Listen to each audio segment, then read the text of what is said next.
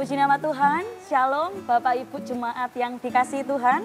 Hari ini saya bersyukur diberi kesempatan untuk melanjutkan pembelajaran Alkitab kita yang kita kenal dengan istilah katekismus dalam gereja kita. Yaitu kita akan masuk ke dalam pertanyaan yang ke-41, yaitu di manakah hukum moral terangkum secara ringkas. Sebelum kita masuk ke dalam penjelasan secara rinci, saya akan menjelaskan terlebih dahulu apa pengertian dari hukum moral. Jadi hukum moral itu adalah hukum yang didasarkan pada kehendak Allah. Di sini kita sudah sepakat bahwa hukum moral yang akan kita bahas nanti ke depan, keywordnya atau kata kuncinya yaitu kehendak Allah. Jadi bukan kehendak dari diri manusia itu sendiri. Dan hukum moral itu menjadi benar diterapkan dalam ungkapan iman. Jadi ungkapan iman manusia itu disebutkan sebagai hukum moral yang nantinya akan mencerminkan bagaimana tindakan manusia itu sendiri. Orang beriman bertindak bukan semata-mata atas kehendak dirinya, melainkan lebih atas dasar kehendak Bapa. Jadi hukum moral ini lebih difokuskan bagaimana kita mengetahui, bagaimana kita mengenal apa yang menjadi isi hati Tuhan atas setiap manusia. Kita akan masuk ke dalam pertanyaannya, yaitu pertanyaan katekismus, yaitu hukum moral terangkum secara jelas di mana hukum moral itu terangkum secara jelas. Jawabannya adalah hukum moral terangkum secara ringkas dalam 10 perintah Allah. Semua dari kita sudah mengerti bagaimana sejarah dari perintah Allah itu sendiri.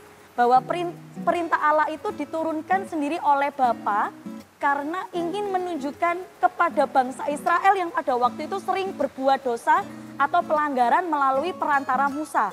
Jadi nanti ke depan kita akan belajar apa sih itu hukum perintah Allah atau kita kenal dengan istilah hukum Taurat. Dan yang kita akan pelajari di sini, kita tidak akan fokus kepada hukum Taurat itu sendiri, tetapi kita akan lebih fokus kepada apa tujuan dari hukum-hukum itu diberikan. Yang pertama dituliskan di sini karena adanya hukum Taurat itu menunjukkan kepada manusia akan pelanggarannya. Kita sama-sama buka dalam Galatia 3 ayat yang ke-19. Saya akan bacakan untuk setiap saudara. Kalau demikian, apakah maksudnya hukum Taurat?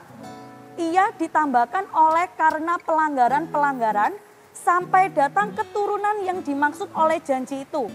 Dan ia disampaikan dengan perantaraan malaikat-malaikat ke dalam tangan seorang pengantara. Amin. Jadi di sini dari ayat Galatia 3 ayat 19, tujuan hukum itu diberikan adalah Allah ingin memberitahukan kepada manusia apa itu sifat dari dosa. Sifat dari dosa kalau kita baca secara keseluruhan ayat ini, kita akan mengetahui bahwa sifat dari dosa yaitu pelanggaran. Pelanggaran itu identik dengan dosa. Secara simpel saya akan menjelaskan bahwa dalam Galatia 3 ayat 19, Tuhan ingin memberitahukan kepada manusia melalui hukumnya apa itu dosa. Jadi di sini tahap yang pertama, tujuan yang pertama adalah Allah ingin memberitahu pengertian dari dosa kepada manusia. Kalau manusia sudah mengerti apa itu dosa, maka secara bertahap manusia juga akan mengenal apa itu dosa sendiri, gitu ya. Jadi kita akan lanjutkan juga tujuan yang kedua karena berhubungan dari tujuan yang pertama, yaitu kita sama-sama buka dalam Galatia 3 ayat yang Roma 3 ayat yang ke-20. Saya akan bacakan juga untuk setiap saudara. Sebab tidak seorang pun yang dapat dibenarkan di hadapan Allah oleh karena melakukan hukum Taurat.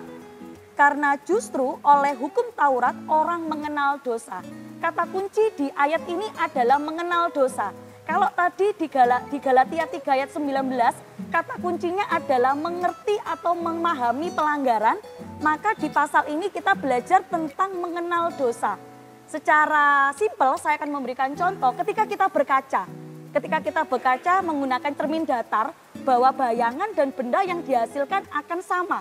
Dengan kata lain, apa yang terlihat dalam tubuh kita juga akan terlihat dalam kaca yang kita bercermin. Nah dari situ kita sudah mengerti, oh ada yang kurang baik di dalam rambut, oh ada yang kurang cocok dalam pakaian.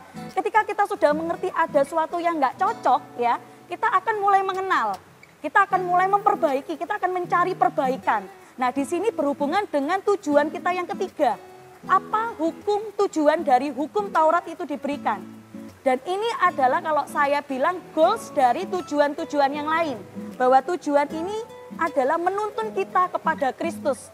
Nah, karena saya percaya dan firman Tuhan juga mengatakan bahwa Kristus datang, Yesus datang itu untuk menggenapi hukum Taurat itu sendiri.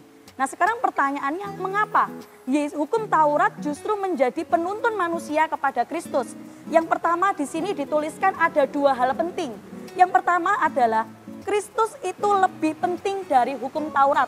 Kalau dalam perjanjian lama, bahkan dalam perjanjian baru kita menemukan bagaimana kehidupan orang Farisi yang mereka sangat kekeh, sangat ingin sekali hidup memenuhi hukum Taurat. Padahal kalau kita baca secara keseluruhan Alkitab, kita akan menemukan bahwa hukum Taurat itu ada kurang lebih sekitar 600 sekian. Satu saja kita tidak melakukan hukum Taurat, maka kita dikatakan berdosa. Itu artinya bahwa setiap kita itu tetap tidak bisa lepas dari yang namanya dosa. Kita akan terus terikat dengan yang namanya dosa. Oleh sebab itu tujuan Yesus datang, yaitu Yesus ingin memberitahukan bahwa dia lebih penting daripada hukum Taurat itu sendiri. Karena kita nggak bisa menyelamatkan diri kita sendiri, bahkan hukum Taurat pun juga nggak bisa menyelamatkan manusia. Oleh sebab itu kita perlu Kristus sebagai juru selamat dan untuk melepaskan kita dari dosa. Dan yang kedua, fungsi yang kedua, hal penting yang kedua di sini dituliskan bahwa hukum yang lama akan beralih fungsi menjadi hukum yang baru, yaitu hukum Kristus. Kalau kita kenal dalam perjanjian baru bahwa orang Farisi begitu getol ingin melakukan atau ingin melaksanakan hukum Taurat. Selanjutnya, setelah kita mengerti bahwa Kristus itu lebih penting dari hukum Taurat, berarti secara tidak langsung kita membutuhkan Yesus dalam kehidupan kita. Kalau tadi saya katakan bahwa hukum Taurat tidak bisa membantu kita untuk melepaskan kita dari dosa, maka Yesus berkata dalam firman Tuhan, "Marilah datang kepadaku, hai engkau yang berletih lesu dan berbeban berat, aku akan memberi kelegaan kepadamu." Dengan kata lain, hukum Taurat tidak bisa membebaskan kita dari yang namanya dosa, tetapi hanya Yesus yang memberi kelegaan kepada kita dan bisa menyelamatkan kita dari dosa. Yang kedua, hal penting yang kedua adalah hukum yang lama beralih fungsi menjadi hukum yang baru, yaitu hukum Kristus. Kalau kita tahu pada kehidupan orang Farisi, hukum Taurat digunakan untuk ngejudge atau untuk menghakimi. Bahkan Yesus sendiri dalam kehidupan pelayanannya juga sering dialami penolakan, sering dialami penghakiman oleh orang Farisi. Tetapi kalau kita beralih ke hukum Kristus kita kenal dengan istilahnya hukum kasih. Dan di dalam hukum kasih kita belajar tentang dua hal secara sekaligus, baik secara vertikal maupun secara horizontal. Vertikal kepada Tuhan, horizontal kepada manusia. Jadi kalau saya boleh katakan, hukum Kristus ini adalah paket lengkap secara manusia juga secara kepada sesama kita.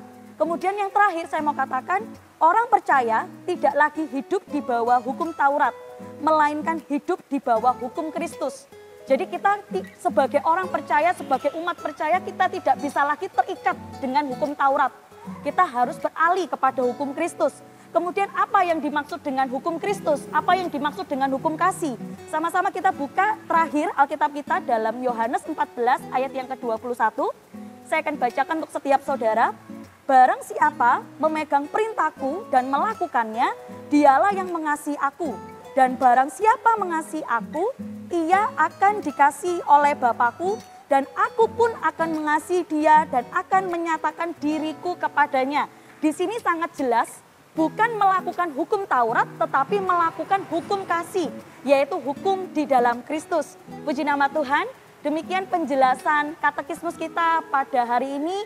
Kiranya boleh memberkati kita semua. Terima kasih, Tuhan Yesus memberkati.